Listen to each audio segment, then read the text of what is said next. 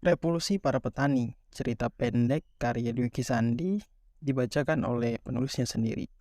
Pada suatu masa di sebuah desa kecil yang terisolasi, para petani hidup dalam keadaan yang sangat miskin dan tertindas.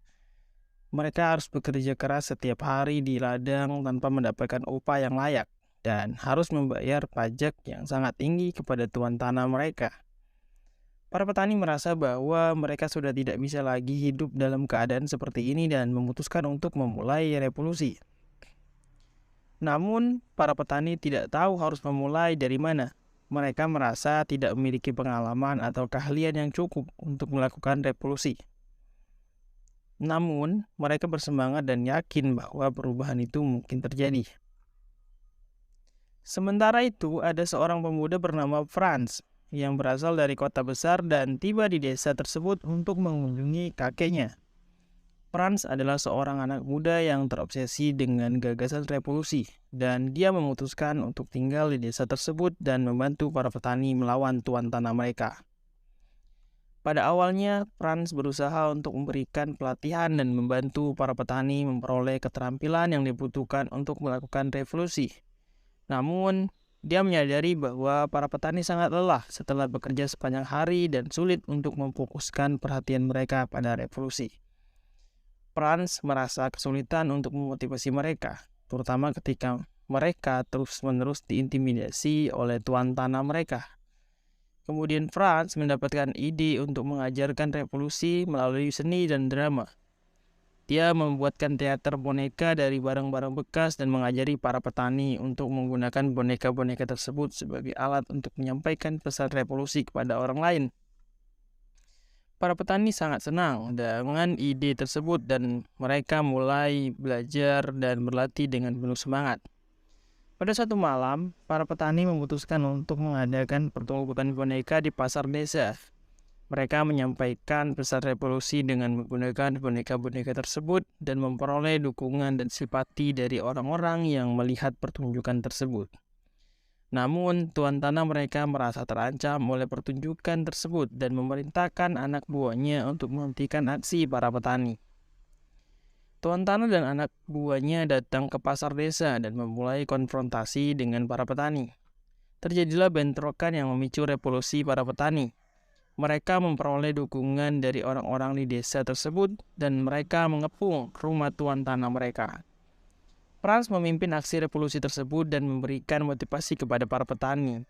Mereka akhirnya berhasil mengalahkan tuan tanah. Mereka mengambil alih kekuasaan. Franz diterima sebagai pemimpin baru di desa tersebut, dan dia memutuskan untuk mengubah kebijakan desa dengan memberikan hak yang sama kepada semua orang tanpa memandang status sosial atau kekayaan. Para petani menjadi lebih sejahtera dan desa tersebut menjadi contoh bagi desa-desa lain. Setelah keberhasilan mereka dalam merevolusi tanah, para petani terus bekerja sama untuk memperbaiki desa mereka. Mereka mengumpulkan uang dari hasil panen untuk membangun infrastruktur yang lebih baik, seperti jalan yang lebih baik, jembatan yang lebih kuat, dan sistem irigasi yang lebih baik. Mereka juga mengembangkan koperasi dan bisnis kecil yang membantu mempertahankan perekonomian mereka yang baru. Namun, perjuangan mereka tidak berakhir di situ. Ada banyak tantangan yang harus mereka hadapi, seperti bencana alam, harga komoditas yang tidak stabil, dan kebijakan pemerintah yang seringkali tidak memihak para petani. Ketika berencana banjir melanda desa mereka, petani bekerja keras untuk membantu satu sama lain membangun bendungan dan saluran air untuk mengalirkan air banjir ke tempat yang aman. Mereka juga bekerja sama untuk membantu tetangga mereka yang kehilangan tanah dan rumah mereka akibat banjir. Di sisi lain, mereka juga mengalami kesulitan dalam menjual produk mereka. Pusat pembelian komoditas di kota seringkali menetapkan harga yang tidak adil dan merugikan petani. Namun petani tidak berdiam diri saja. Mereka membentuk serikat petani dan melakukan aksi protes untuk menuntut harga yang lebih adil. Beberapa kali mereka berhasil mendapatkan hasil yang memuaskan, tetapi tidak jarang mereka juga mengalami kegagalan. Selain itu, mereka juga menghadapi tekanan dari pemerintah yang cenderung memihak pada perusahaan besar dan mengabaikan kepentingan petani. Beberapa kali petani mendapatkan undangan dari pemerintah untuk membicarakan kebijakan yang berkaitan dengan tanah. tapi mereka seringkali tidak dihiraukan dan kepentingan mereka diabaikan. Hal ini membuat mereka semakin bersemangat untuk memperjuangkan hak mereka. Namun semangat mereka tidak selalu serius dan tegang. Ada banyak momen lucu yang menghibur dalam perjuangan mereka. Ketika mereka membentuk koperasi, mereka melakukan pertunjukan teater boneka tentang kehidupan petani yang lucu dan menghibur. Mereka juga sering mengadakan pesta rakyat setelah panen yang meriah, di mana mereka saling berbagi makanan dan minuman, serta berdansa bersama. Saat-saat ini memberi mereka kekuatan dan semangat untuk terus berjuang.